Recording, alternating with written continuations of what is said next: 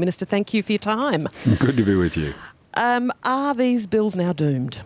Well, we're still in discussions with all of the other independents. Obviously, Rob Oakeshott has let us know and everybody know where he stands, but we're still in discussions with a range of the independents. So still a possibility of getting the whole lot through, you think? Well, we're still talking to all of the independents and we continue to press ahead with the reform package. We are committed to ensuring there is no further concentration in media ownership in this country. We are committed to wanting to see a press council that isn't run by the government or by the proprietors. Are you willing to split the TV licence bill, for example, off from the others so that you can get something through at least? Well, the bills are a package in terms of the policy agenda, but in terms of how they're voted on in Parliament, they're still voted on in a way I would imagine that are going to be each bill as they go. So we're very comfortable with that and we intend to press ahead with all of the bills. Okay, but you're willing to see them go through one at a time. If you can get some through, split them off? We are more than happy to ensure that we get to vote on each bill as it goes. So that could mean that some will get through and some won't? Well, the independents haven't given an indication at this stage that they're voting against all the bills, so we're working on achieving a majority on the floor of the House of Representatives for the package. Why has it been necessary to buy such a huge fight over this? I mean, as you have said yourself, this issue, these matters have been out there for discussion for a long time now, and yet it's come to the 11th hour. Why did you buy such a big fight? Well, we expected a hysterical reaction from News Limited, and I think they've lived up to my expectation. But in terms of the policy package, we've been arguing for 5-6 years that we need a public interest test. John Howard and the Howard government weakened Australia's cross-media laws. They put us in a position where, as an example, Channel 9 could buy, say, News Limited, and it would pass the tests as it stands at the moment. Now, we don't think that's a healthy thing for a democracy.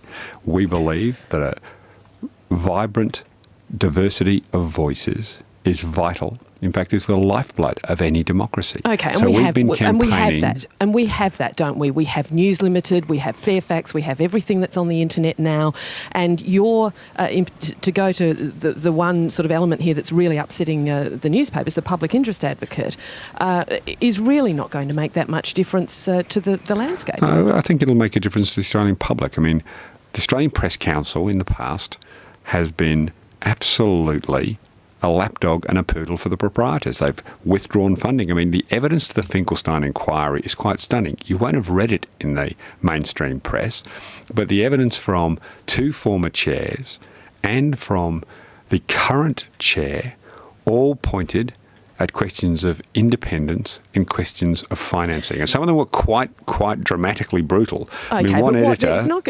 why should anybody believe that your interest is in the freedom of the media when your proposal is for somebody who can be appointed by the government of the day and given instruction by the government of the day? Well, I think you're wrong there, in fact. The legislation clearly states that the advocate cannot be directed by the government. So I don't know who's told you that.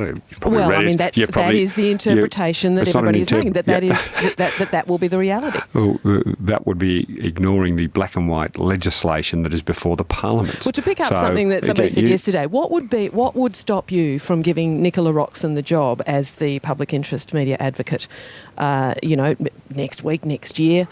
She's recently out of Parliament, and then making a quick call to her and saying, can you just tidy up News Limited, please? No, I appoint the chair of the ACMA, the ACMA, which oversees you. And I don't know if you've had any calls from him lately because I've told him to give you a ring, but it's patently a nonsense. An independent statutory authority like the head of the broadcast media regulator, which is fully funded by the government and that oversees you and the ABC, is a statutory independent officer. The head of the ACCC is a statutory independent officer. The head of the Productivity Commission is a statutory independent officer.